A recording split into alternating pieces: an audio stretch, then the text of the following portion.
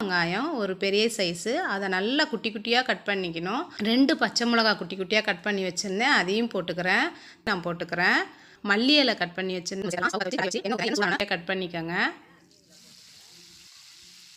கடலைப்பருப்பு சேர்க்கும் போது இன்னும் டேஸ்ட்டாக இருக்குங்க. பிசைஞ்சு எடுத்துக்கிறேன். ரொம்பவும் கெட்டியாக இருக்கக்கூடாது, ரொம்பவும் தோசை பதத்துக்கு இருக்கக்கூடாது. மிதமான தோசைக்கல் வச்சுருக்கேன். தோசைக்கல்லில் நம்ம தண்ணியை கையில் தொட்டுக்கிட்டு அந்த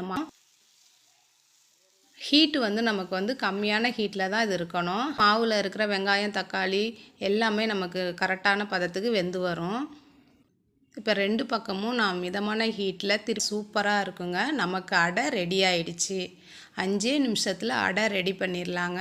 இந்த வீடியோ பிடிச்சி